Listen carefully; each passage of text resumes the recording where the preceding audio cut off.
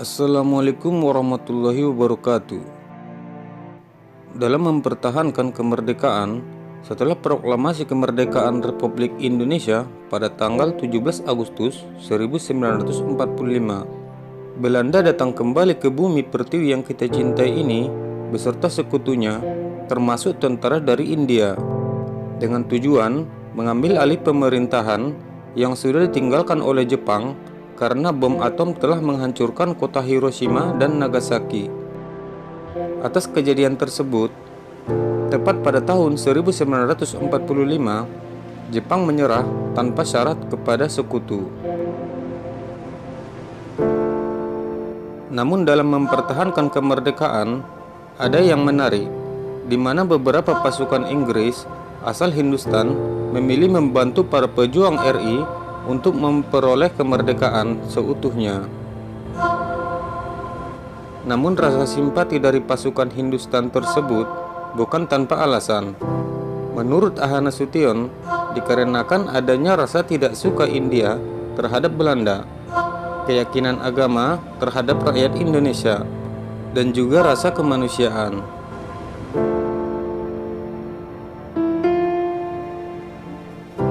Pada bulan Oktober 1945, sebuah iring-iringan konvoi pasukan Inggris dari British India Army atau BIA dihadang sekelompok laskar Republik. Mereka terdiri dari anak-anak muda bersenjata berupa pucuk bedil, usang, dan parang. Namun dalam waktu cepat, tentara BIA mengepung para anak muda tersebut hingga bertekuk lutut. Setelah tawanan dikumpulkan, salah seorang ofisir BIA memberikan ceramah pendek terhadap anak-anak muda laskar tersebut. Isi ceramah tersebut supaya anak-anak muda jangan melawan karena mereka bersimpati kepada pejuang Republik. Dianjurkan juga oleh ofisir tersebut agar anak-anak berlatih dahulu sebelum turun ke dalam pertempuran sesungguhnya, ungkap Jenderal Purnawirawan Ahana Sution dalam buku Sekitar Perang Kemerdekaan Jilid 2. Ketidaksukaan India terhadap Belanda karena kejadian di Afrika Selatan, di mana perlakuan rasis keturunan Belanda berlangsung secara kencang terhadap orang-orang keturunan India di sana. Namun para peneliti sejarah BIA di Indonesia menyebut faktor agamalah yang menjadi pemicu utama munculnya rasa simpati tersebut. Faktor ini melahirkan sikap mereka untuk bahu-membahu dengan para pejuang Republik melawan penjajah sebagai satu fisabilillah. Dalam buku Peranan Pakistan di Masa Revolusi Kemerdekaan Indonesia.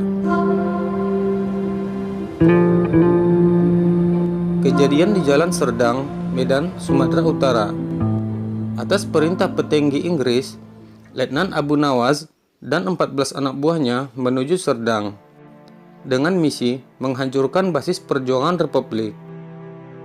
Sesampainya di lokasi, mereka sama sekali tidak menyangka bahwa basis yang harus dihancurkan berupa masjid, tempat ibadah umat Islam yang juga menjadi agama mereka.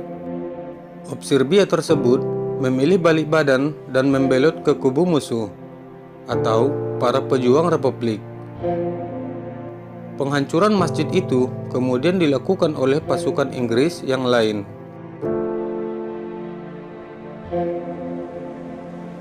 Sementara di utara Jakarta, prajurit Gulam Ali awalnya tidak mengerti mengapa pimpinan pasukan Inggris melarang keras para prajurit BIA bergaul dengan penduduk lokal. Ketidakmengertian itu terjawab ketika patroli ke sebuah kampung. Ketika kami memasuki sebuah rumah kosong, kami menemukan tulisan basmalah dan sebuah kitab Al-Quran di sana. Hati kami menjadi haru dan muncul keinginan untuk membantu orang-orang Indonesia.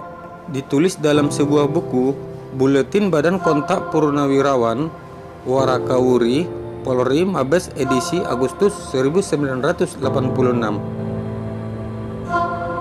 Pada November 1945, terjadi pembangkangan masif saat Panglima Pasukan Sekutu Jawa Barat memerintahkan 400 serdadu BIA untuk berangkat ke front Surabaya. Beberapa hari sebelumnya, Pembangkangan terhadap instruksi itu dilakukan pula oleh 200 prajurit BIA dengan aksi duduk di tempat. Akhirnya 600 prajurit BIA ditindak panglima sekutu dengan mengirim mereka ke kamp militer di Pulau Onrus, Kepulauan Seribu, seperti dalam buku Merdeka atau Mati.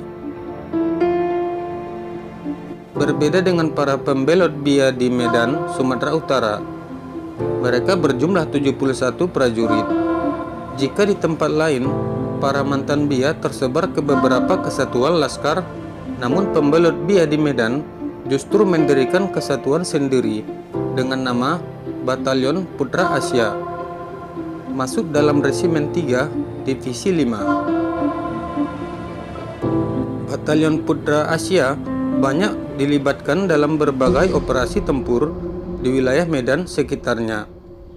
Bahkan sebagai bantuan latih dan pertempuran, mereka pernah mengirimkan 17 anggota ke Palagan, Aceh.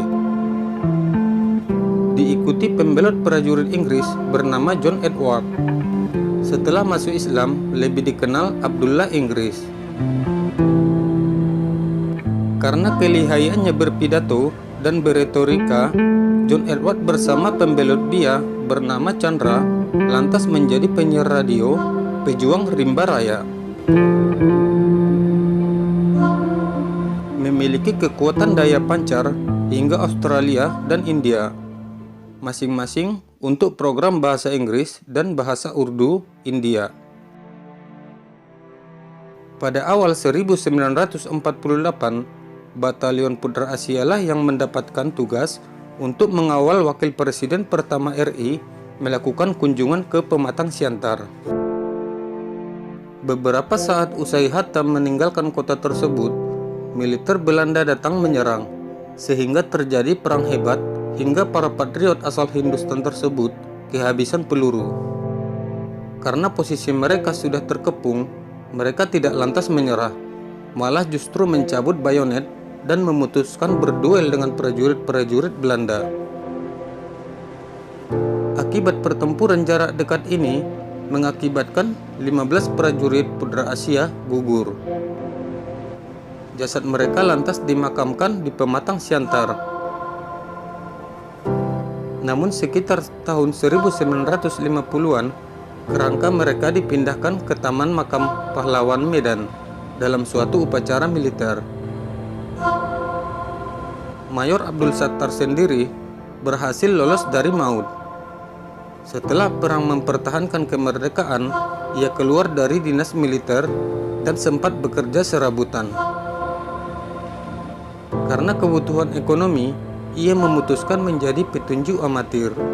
Orang Medan lebih mengenal sebagai Yong Sattar.